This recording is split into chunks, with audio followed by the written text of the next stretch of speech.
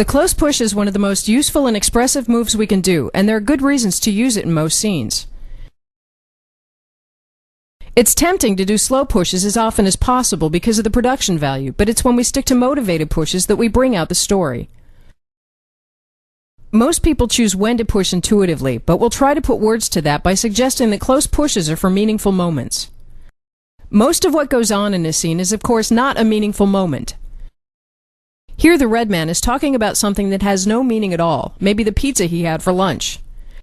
But let's do a close push anyway. As he talks about the double cheese crust and the extra layer of pepperoni, the push assigns meaning to the situation, even if there isn't any. But a close push is extremely powerful when we intend to show that something has meaning.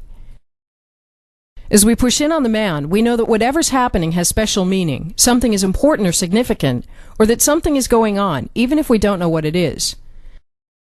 This by itself is a great use for the close push because it creates questions of participation, and it tells us we need to pay extra attention. But there are many other reasons to do a close push, and in this chapter we want to create a list of meanings and moments to look for in the script as motivations. This list is not meant as a rule book, but as a guide to find reasons for pushing.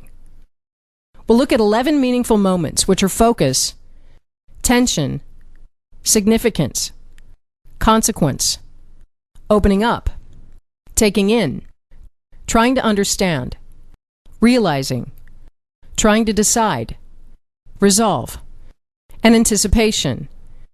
As with all other lists we've made, none of these exist in a vacuum and often overlap or combine. Focus is the most generic form of pushing. As we slowly push in, the attention is elevated, both for the characters and for us, and our senses are sharpened. Almost regardless of what a scene is about, focus increases our alertness. So if we're after a push and we don't exactly know why, we're probably after focus. Focus works well for situations that demand focus of the characters. Here the man is a submarine captain in the middle of a dangerous strategic battle.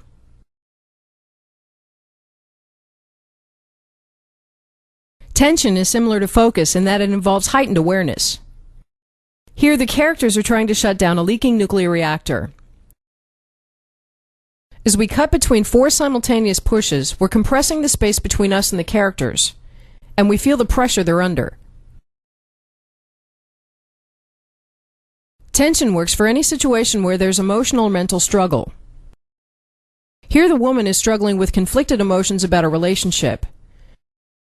As we compress the space, we again create the feeling of pressure.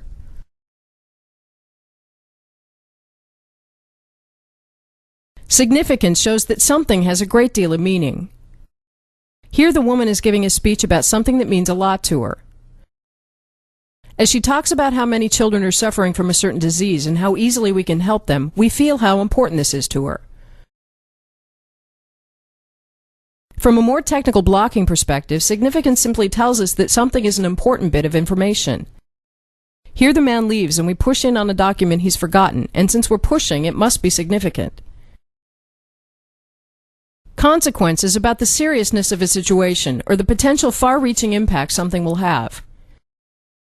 Here the couple are being informed by their banker that they have lost their entire life savings. We push in slowly as the gravity of the situation begins to dawn upon them and they begin to see how the world looks now. Here the president informs his cabinet that the only remaining option is to go to war. Obviously, such a situation is serious and has far-reaching consequences. With or without characters, consequence underlines the potential impact that something can have. Here we push in on a missile that's rigged to explode by timer. Consequence doesn't have to be negative. In this scene, we're pushing in as the characters are watching a monumental event. Here the consequence is how this will change the world forever.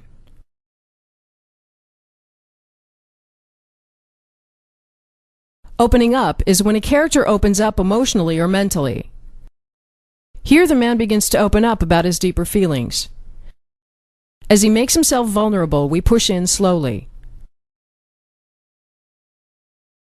Opening up works for any time the characters become more sincere and the situation is more intimate. Here the characters are having an honest and sensitive moment as they begin to really connect with each other. In this version, the move is more of a wide push, but the logic is the same. On a more mental level, opening up works for situations where characters begin revealing important information. Here the blue man is being interrogated. As he suddenly begins revealing the information they've been after, we push in slowly. Either way, opening up is about thoughts and feelings coming out from the character. Taking in is about thoughts and feelings going into the character. Here the woman leaves and we push in on the man as he takes in the conversation. This is a typical reaction shot. Here the woman is a senator who learns that she's lost the election. We push in as she accepts defeat.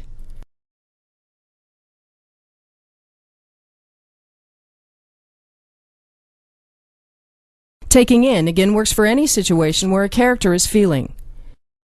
Here the man is in a hospital waiting room as the doctor informs him that his wife isn't likely to survive.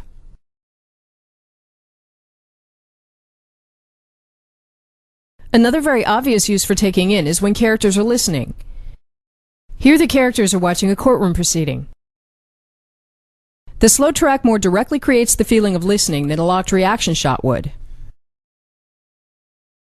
This shot is a good example of mixing motivations because focus, consequence, and significance are equally good motivations for the same move.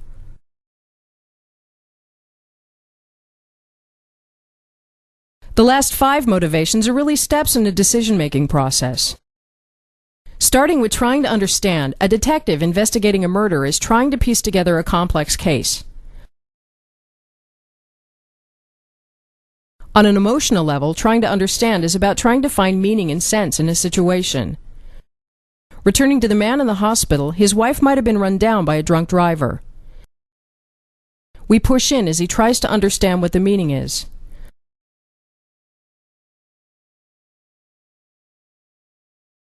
Also, when a character is nostalgically remembering the past, what she's really trying to do is make sense of it. So as the woman is thinking back, trying to understand the meaning of past events, we push in slowly.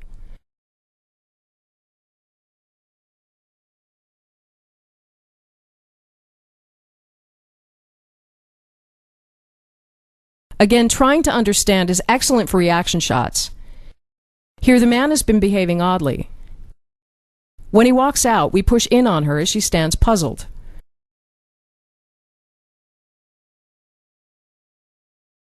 Trying to understand also works when a character is trying to find out if something has meaning.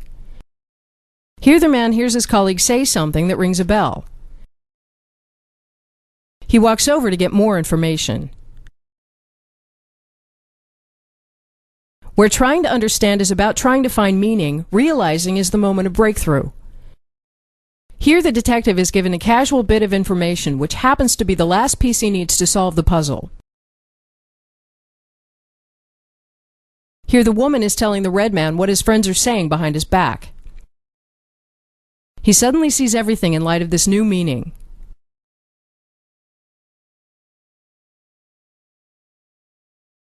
Here the women say something to the man and leave. We push in. As he turns, suddenly realizing the true meaning of what they said.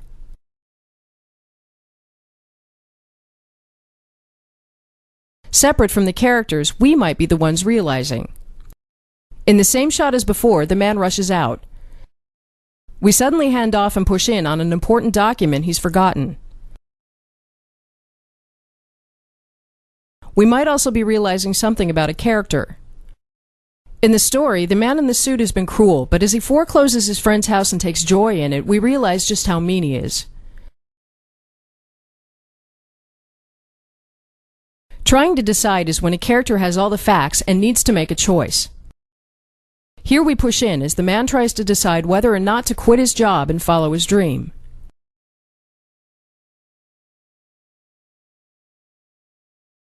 Here the submarine captain in a standoff with another ship is trying to decide whether or not to fire.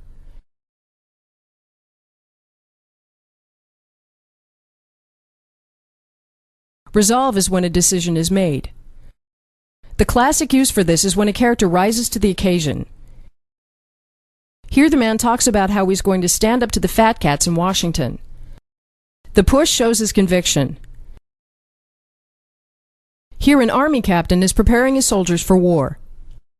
We push in as he motivates them, reminding them of the reason for the war and strengthening their resolve. Finally, anticipation is watching and waiting for what will happen next. Here the characters have launched a rocket to destroy an asteroid that's threatening the planet. Their senses are alert as they can do nothing but watch and wait.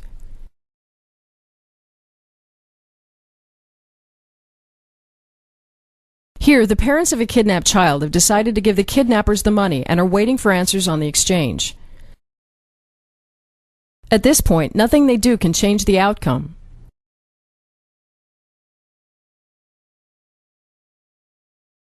From our perspective, anticipation is probably the most generic reason for pushing. If we think about it, almost all pushes create this feeling of wondering what will happen next, and it's this alertness of the immediate future that draws us in.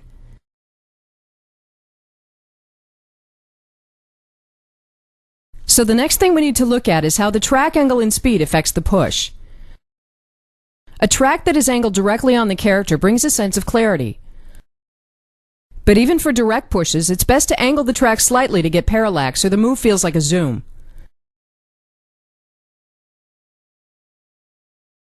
Depending on the meaning of the push, angling the track either makes the world more unrestful or it makes the characters more confused. As the engineers try to shut down the reactor, the situation is now both more unrestful and confusing.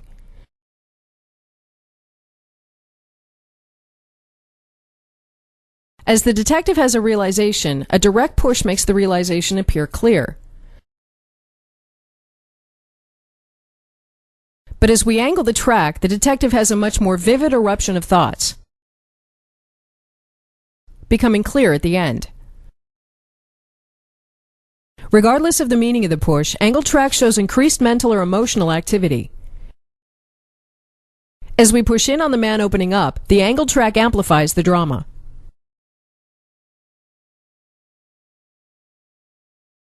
The most extreme angled push is to have the character turn in the opposite direction of the camera, which doubles the intensity of the push. Here the detective realizes that the killer must be nearby. We get an enormous twisting effect and an extreme realization. But another useful way to look at angled track and close pushes is to see it as changing our distance to the eye line, which will make the shot more or less personal during the move. So as we're pushing in with the track pretty much directly angled on him, we're essentially moving along the eye line and the move is personal throughout. But if we angle the track, we're gradually moving closer and closer to the eye line, which makes the move more and more personal and very effectively emphasizes the push. The extreme of this is to track in from the side. Here we're pushing in from the left and move very hard towards the eye line, making the shot much more personal at the end. But we could actually go even further and track around from the back. So here, the move becomes radically more personal as we make it around to the front. Becoming less personal during a move is not as useful. Here we're starting out personal, but as we move closer, we become less personal. This has more the effect of keeping our distance as if there's an invisible barrier we can't move closer than. A better use for this move is to reveal other characters, which we'll look at a little later. The speed of tracking primarily controls the intensity and immediacy of the underlying motivation. Here the man was trying to decide, and the slow track created the feeling of a slower and less intense process. With a faster track, the need to make a decision is much more immediate.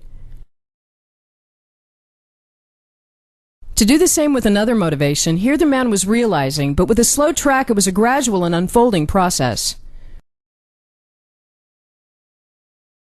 With a faster track, the realization happened much more quickly.